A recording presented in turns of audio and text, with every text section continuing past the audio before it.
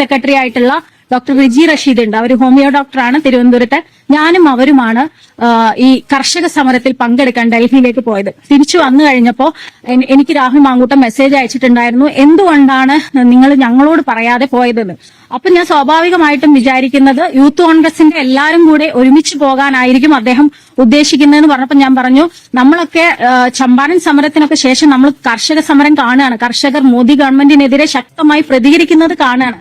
അപ്പൊ ആ സമരത്തിൽ പങ്കെടുക്കാൻ വലിയ ആഗ്രഹം ഉണ്ടായിട്ട് പോയതാണ്. തീർച്ചയായിട്ടും നമ്മൾ യൂത്ത് കോൺഗ്രസിന്റെ മുഴുവൻ ആളുകൾ പോവുകയാണെങ്കിൽ നമുക്ക് ഒന്നുകൂടി പോവാമെന്ന് ഞാൻ പറഞ്ഞപ്പോ എന്നോട് പറഞ്ഞു, ഞാൻ അങ്ങനെയല്ല ഉദ്ദേശിച്ചത്, നമ്മൾ രണ്ടാളും പോകുന്ന കാര്യമാണ് ഉദ്ദേശിച്ചതെന്ന്. അതിനുത്തരം ഞാൻ അന്ന് കൊടുത്തിട്ടുണ്ട്. പിന്നെ അതിനെക്കുറിച്ച് എന്താ പറയാ കൂടുതൽ ഞാൻ സംസാരിക്കാൻ നിന്നിട്ടില്ല.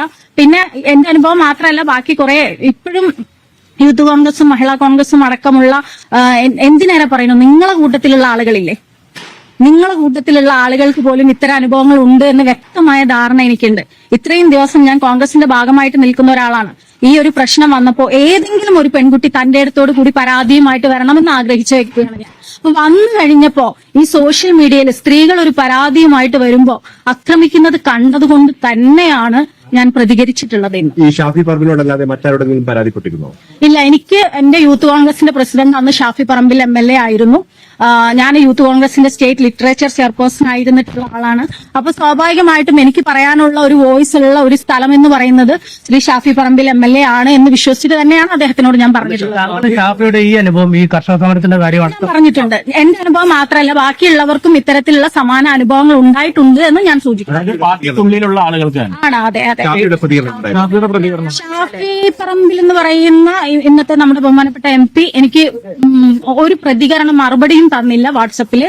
അദ്ദേഹം അത് വ്യക്തമായി കണ്ടിട്ടും ഒരു മൈൻഡ് പോലും ചെയ്യാതെ നിന്നു. പക്ഷെ ഇപ്പം പ്രശ്നം ഉണ്ടായപ്പോ ഞാൻ ഷാഫി പറമ്പിലിന് മെസ്സേജ് അയച്ചിരുന്നു. ഇപ്പൊ ഫസ്റ്റ് തുടക്കത്തിൽ മെസ്സേജ് അയച്ചിരുന്നു, ഞാൻ അന്നേ പറഞ്ഞിട്ടില്ലായിരുന്നോ എന്ന് ഞാൻ മെസ്സേജ് അയച്ചപ്പോ ഒരു സങ്കട സ്മൈലി അദ്ദേഹം എനിക്ക് ഇട്ടിട്ടുണ്ട്. കണ്ടിട്ടുണ്ട്.